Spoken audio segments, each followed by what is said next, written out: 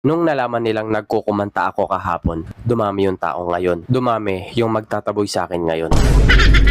Hi, ako nga pala to, Tito mo Ewis. Maraming salamat nga pala sa nanood at nag-comment sa last video ko. Pipili ako ng isa sa inyo para bigyan ako ng 500 pesos.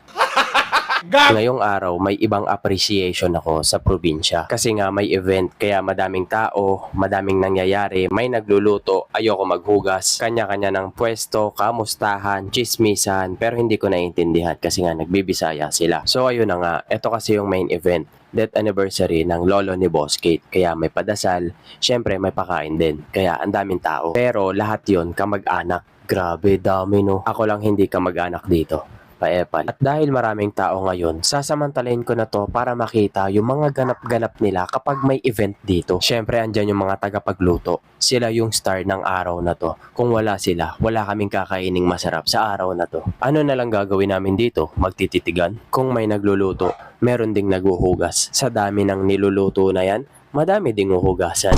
Sunod dyan, yung mga nagiinom. Wala pang kain yan ha. Basta may pulutan, laban na yan. Pero sila din yung kadalasang nagluluto din. Magtataka ka nga eh. Nagiinom sila, tapos nagluluto. Pero yung kakalabasan ng luto nila, masarap pa rin.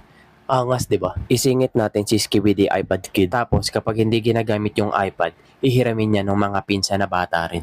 Ayan, ganyan na ganyan. Ganyan na ganyan din ako nung bata ako eh. Mahilig din ako maglaro ng tubig. Tapos andyan yung maritesan. Kwentuhan yan ng matagalan. Meron din namang mga inverter. Tamang tambay lang, walang pansinan. Chill lang. So yun, madami na akong napapansin. Malapit nang matapos yung padasal. Malapit na magkainan. Pinakapaboritong parte. Ang daming putahin yan. Meron pa yan sa labas. Ikaw na lang talaga aayaw. Yung dasal nga pala nila dito ay nakatranslate din sa Bisaya. Kaya ayan, tungo-tungo lang kami. After ng masarap na kainan, ayan, madugong hugasan na naman. Kaya shoutout sa inyo dyan, moral support na lang kami dito. Lumipas ng ilang oras, ang sarap ng humiga, ang sarap ng matulala, ang sarap na magmuni-muni, kailangan na magpahinga at magpakondisyon kasi sasabak na naman sa toma itong naglalakas-lakasang epal. Disclaimer lang po, hindi ako sagad na manginginom, nakikisama lang po.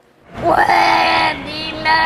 Sinabayan pa ng ulan, ay swabe talaga. Kaso yung mga nagiinom sa labas, yung mga kamag-anak din nila, ayan, nagsaal sa balutan na kanya-kanyang salba, kanya-kanyang bitbit, at syempre kanya-kanyang pwesto na ulit yan. Hindi na matitigil yan, napasarap na eh. Buti na lang napaganda yung pwesto namin dito. At ayun, natapos na naman po sa inuman itong video ko. At kung umabot ka hanggang dito, baka pwedeng pakicomment ng lugar mo at para malaman ko rin kung saan umabot itong video ko na ito. At para mabati na rin kita sa susunod kong video. So ayun lamang po, maraming salamat pong muli.